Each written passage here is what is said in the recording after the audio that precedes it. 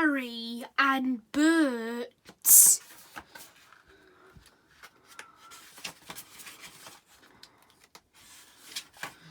This is a story about Arry and Bert the Diesels. They like playing tricks on the steam engines and getting them into trouble.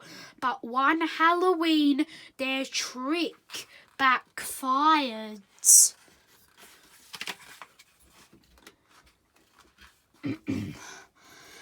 It was Halloween on the island of Sodor. The engines were enjoying picking up passengers dressed as monsters, witches and wizards. Thomas and Emily were going on a night run that evening. They were collecting iron tracks from Arry and Bert at the smelter's yard, which had to be delivered to the harbour by sunrise. Percy thought Halloween was scary, so he was glad he hadn't been chosen for going on the night job. At the end of the day, the tired engines returned to Tidmouth Sheds. It was now time for Thomas and Emily to go on their night run. Be careful at the smelter's yard, Percy warned. It can be rather dark and creepy. After that, there's nothing to be afraid of, said Thomas confidently. There's no such thing as ghosts. Ghosts are just silly make-believe, Emily added as they steamed away. Thomas and Emily raced across the island. They loved travelling at night, passing owls and foxes as they went. Peep, peep, it seems quieter than ever tonight, Thomas said to Emily. It's dark too, Emily said, and a little empty. By the time they reached the smelter's yard, Emily felt a little nervous. She looked for Arry and Bert, but she couldn't see them anywhere. She thought they must be in the smelter's shed, so she made her way towards it with Thomas following behind. There's no need to worry, Thomas said as he and Emily moved through the dark yard, but then he heard a huge crash. What was that? Emily shouted fearfully.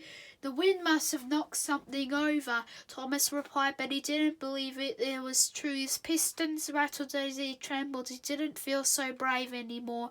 Hiding in the shadows, Arry and Bert smiled.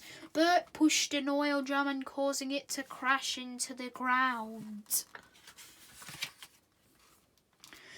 Thomas and Emily jumped as they heard it. As they passed the hiding diesels, Arry and Bert moaned and groaned like scary ghosts. Cinders and ashes, Thomas said in surprise. This place is haunted, cried Emily as she rushed towards the shed. She wanted to fetch the tracks and leave the scary place as soon as possible. In the shed, Emily saw the trucks that she had to collect. She moved towards them without knocking the white sheet hanging from the ceiling above her. She puffed underneath. It caught her fender and suddenly fell there. Ah! She cried. A ghost has got me! She raced to the door, trying to get away from it. When Thomas saw what looked like a ghost, the engine coming towards him, he forgot about the iron trucks and ran away. Emily, covered with the sheet, raced after her. Arry and Bert were waiting outside. They were looking forward to laughing at Thomas and Emily for being such scaredy engines.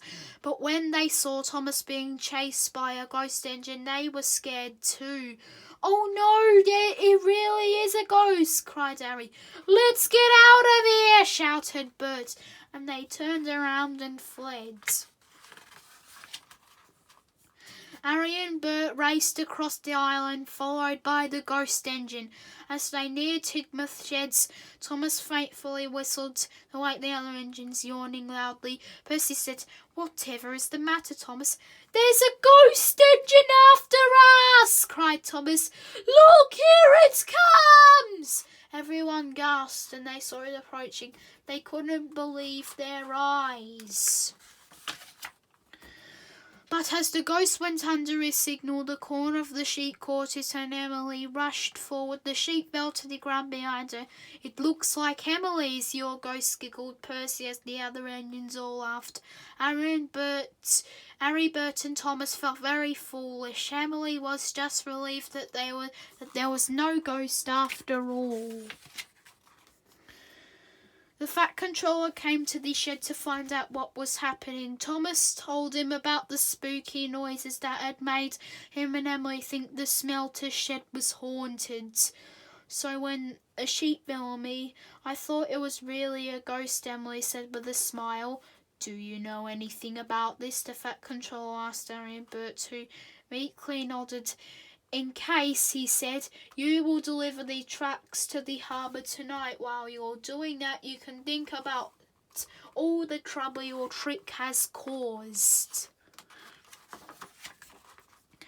Arry and Bert apologised to the Fat Controller and set off to the smelter's yard to fetch the tracks.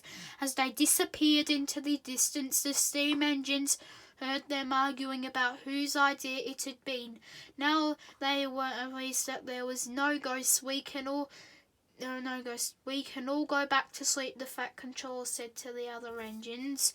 The other engines were relieved that there was no ghost, but they all agreed that it would be a long time before they forgot about Emily the ghost engine. The end.